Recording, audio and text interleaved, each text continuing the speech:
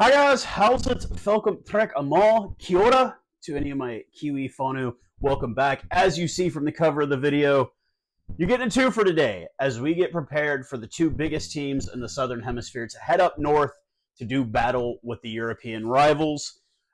Just want to thank everybody for your continued support of this channel. Some big news coming through the pipeline in the last 24 hours here in my life. I'll be able to tell you guys about it very, very soon. But I apologize. You'll notice there's no hats, nothing up in the background. And a little over a fortnight, Jess and I are moving. We are going to be staying here in Denton, moving from the east side of Denton to the north side of Denton. A little bit of Denton lore for you. Kroger grocery stores, grocery markets. There are 3 locations here. They all have their own nickname. The one south of us is called the Cheese Kroger, as it is a large assortment of cheeses in that store. The one farther south of that is dubiously called the MILF Kroger. I don't think I really need to explain that. And then you have the one to the north side of town that is known as Murder Kroger or Rat Kroger. I think the name is pretty self-explanatory. So we're going from the Cheese Kroger to the Murder Kroger, which we will not be shopping at. But yeah, just a chance to kind of, move into something a little more affordable. As you guys, everyone knows, I got let go from my job back in April, so it's time to kind of recuperate. But the news that I received possibly in the last 24 hours is going to be, good times ahead for Fairweather Rugby, Keith Rugby, and his family all involved. So, yes, Dr. Rassi Erasmus has named his touring squad to head up north. Obviously, I think the big story about it is not just the names that were named, but the names that were omitted. But we will go ahead and start with the announced squad headed up north. Locke Ludiager will be going up. Ben Jason Dixon, welcome back to the Stormers. Stormers absolutely killing it in the URC right now. Peter Steff the tackle, of course. Thomas Tatoy, Eben Etzebeth, Johan Krobler, John Klein, Sia Colisi, our captain, Vilko Lowe, Malcolm Marks, Franco Mustard, Oxen Che, Ruan Norkia, playing like a 70-cap veteran, potentially making his debut, the Stormer, Zachary Portain. Put a picture up there. Congrats, Zach. Kwaka Smith, Adhi Snyman, Gerhard Steenkamp, Marco Venstaden, a.k.a. Escom, Boan Venter, Jan Hendrik Vessels, the Swiss Army man, and Jasper Visa will be our forwards heading north. The backs, welcoming back Kurt Leorenza, Damian Dialendi, the Milnerton grad, Andre Esterhuizen, Sasha Feinberg Mgomazulu, Ethan Hooker, Cheslin Colby, Jesse Creel, our other potential captain, Manny Libach, Manny Libach. I don't know if you guys have seen him over in Japan. He is doing just fine so far over there. Kanan Moody, Andre Pollard, the Iceman himself, Kobus Reinek, the veteran scrum half, Morne Vandenberg, Edville van der Merwe, Damian Valemza, a.k.a. Gaza, and Grant Williams, the speedy Grant Williams. Players on standby list do include Yorno Augustus, Neithling Fuche, Bongi Manombi, an omission, Salman Morat, Labakanye, Evan Rus, Vincent Shituka, Lucan Yoam, Sebastian de Klerk, and Makosoli MPB. So I think we want to go ahead and just mention the obvious omissions here. No Billy LaRue, no Vincent Koch, no Bongi Manombi. No Foff the Clerk. Both all well above the age of 30. And there we got a couple of guys on the roster like that, well above the age of 30. I think the question has been, they were already kind of saying it with Andre Pollard, like, oh, have we seen the last of him? No, we have not. These guys they're not going to make it. Kobus Reinek is not going to make it to the next World Cup. It's just an age thing. He might, but I highly doubt it. With a guy like Bongi Manombi, I don't think these guys are done. I think Rassi is trying to take a good mix of youth and experience. We saw in this rugby championship what a youthful backline does. And a record-breaking score against New Zealand and an absolute thrashing of the Pumas. That's our bread and butter now. and we've got to just correct it, get things fixed out, get things figured out. And I think with those 4 omissions, I think, do I think we ever see them again? Yes, I do. I don't think they're done. I think they'll get called up for this and that. I just think with the way our offense flows, Faf de Klerk just doesn't fit in anymore. A guy like Kobus Reinek fits in.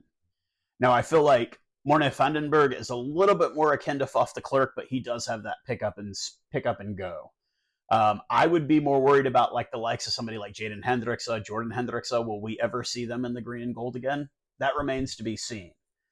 And I think some of these guys that are taking the trip will probably not play a single game. I still don't think we'll ever. Jean Klein, I just don't see it. We've got too many locks. We've got too many options at lock. Well, I think he's great. And if anybody watched the Munster versus Leinster game this last weekend, yeah, man, Munster looks good under Clayton McMillan. But it is good to see like names like Johan Grobler back. It's good to see Gerhard Steenekamp. I mean, I've been waiting for those guys. The big one that I saw return that I was really happy about was Ben Jason Dixon. Now, if we can only get Cameron Hennecom back, it's going to be a solid team, and we're going to have a lot of options at a lot of positions. But I do think that the future loose forward is going to be somebody like Ben Jason Dixon.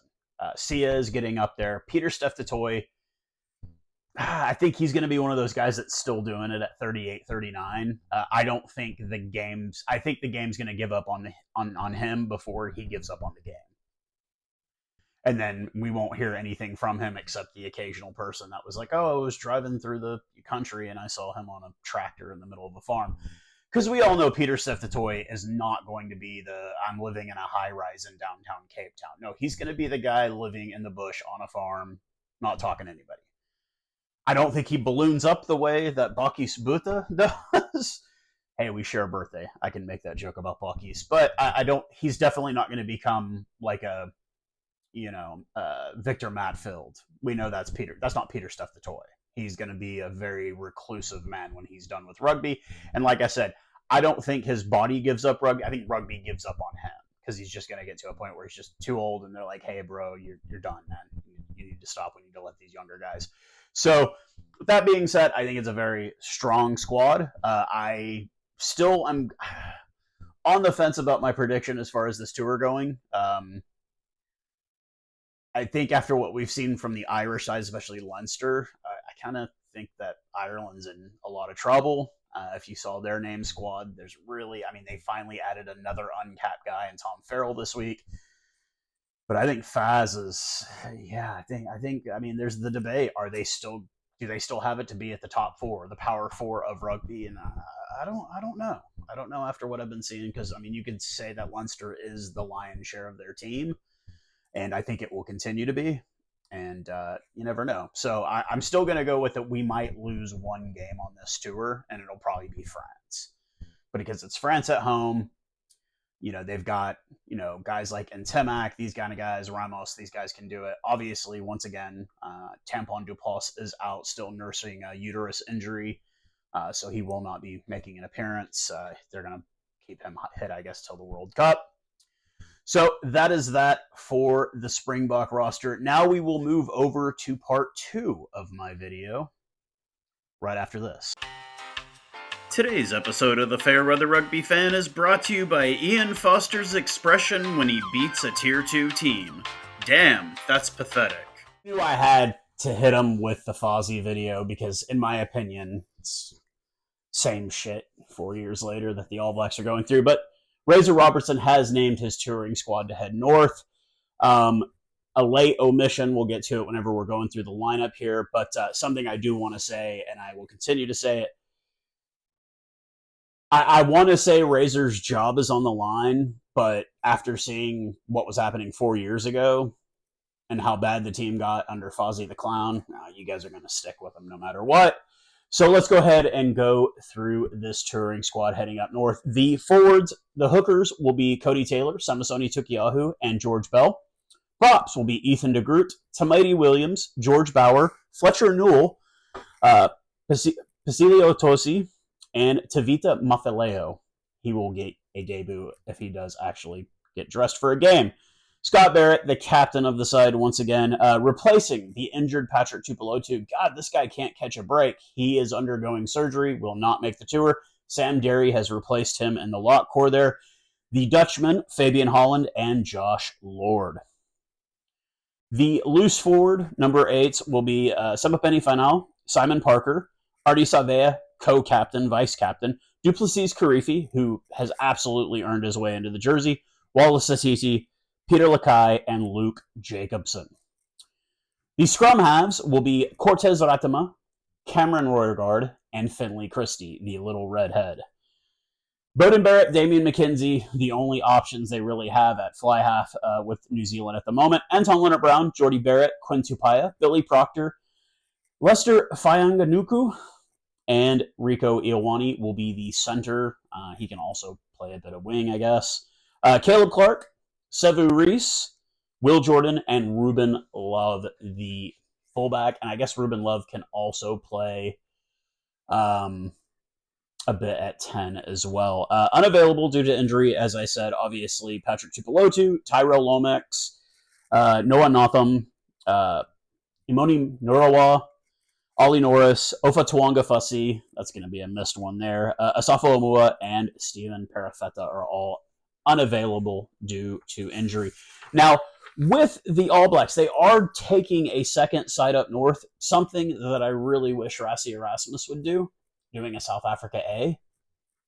Just my opinion. But they will have Brody McAllister, Jack Taylor, and Bradley Slater. These are all guys going to be available for both teams, but these are going up with the All Blacks 15. The props are George Dyer, Joshua Fisatua, Bene Kumaroa, excuse me, Siali Lukai, and Xavier Numia. Akoy, Beer, and Walker Leower.